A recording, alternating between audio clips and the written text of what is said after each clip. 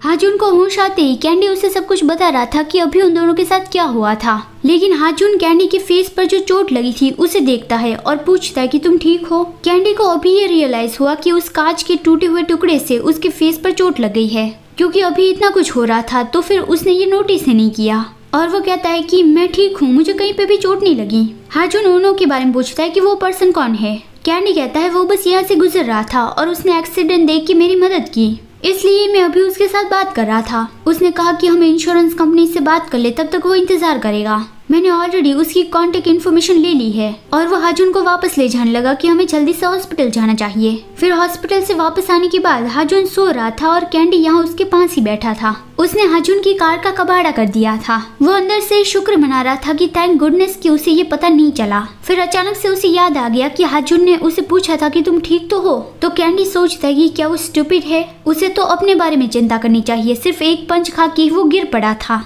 वो अपने होठों को क्लेंच करता है और फिर वो बाहर चला गया। मतलब कि उसे हाजुन के लिए सैड फील हो रहा है। और यहाँ पे उसके जाते ही हाजुन ने अपनी आंखें खोली। मतलब कि हाजुन को शक तो हो गया है कि कुछ तो गड़बड़ चल रही है। फिर अगला सीन आता है, कैंडी यूनिवर्सिटी में अपना सफाई वाला काम कर रहा था। उसने उन्हों से बात की थी। उन्होंने उसे बताया था कि तुम्हें चिंता करने की जरूरत नहीं है, मैं यहाँ पे कुछ काम से ही आया हूँ और तुम्हें इस बारे में जल्दी पता चल जाएगा और तब तक उस पे तुम नजर रखना। उस पे मतलब कि हाजुन पे। लेकिन यहाँ कैंडी तो हाजुन पे नजर रख ही रहा है, तो उसे गुस्सा आ रहा है कि वो मुझे ऑर्डर्स क्यों दे रहा है और हेडक्वार्टर से मुझे कोई रिस्पांस क्यों नहीं मिल रहा। अगर आगे जाके हम दोनों साथ में काम करने वाले थे तो फिर उन्हें मुझे जल्दी बता देना चाहिए था। और लास्ट वीकेंड जिन लोगों ने हम पे हमला किया था वो कौन थे? बाहर पे जिन लोगों ने हमला किया था क्या ये वही लोग थे? नहीं, इन लोगों के पास तो गन थी।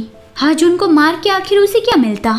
वो ये सब कुछ सोच रहा था तब वो अपना सफाई वाला काम ठीक से नहीं कर रहा था और उसकी बॉस उस पर नजर रख रही थी। यहाँ तक कि कैंडी ने कचरा बैग में डालने की जगह नीचे डाल दिया। तो फिर उसकी बॉस उस पर गुस्सा करती है और उसे कचरे के बैग्स फेंकने के लिए नीचे भेज देती है।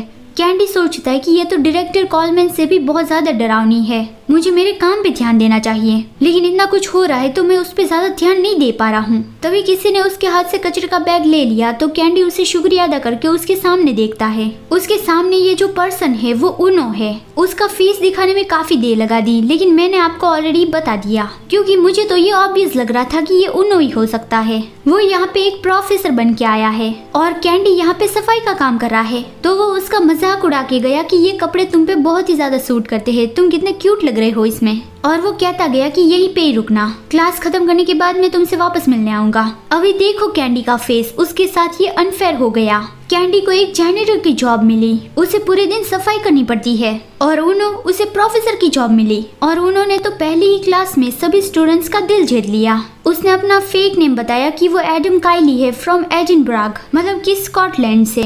यहाँ पे दूसरी ओर हाजुन अपना काम कर रहा था, तभी वहाँ पे युंजे कॉफी लेके आ गया और फिर उसके बाद वो दोनों बाहर स्मोक करने गए। युंजे उसके नेक के बारे में पूछता है कि वहाँ पे क्या हुआ है, क्या वीकेंड के दौरान तुम्हारा कोई एक्सीडेंट हुआ था? हाजुन कहता है बस छोटा सा घाव है, वो जल्दी ठीक हो जाएगा। ये बस ज्यादा अच्छा नहीं लग रहा था इसलिए मैंने उस पे पैच लगा दिया।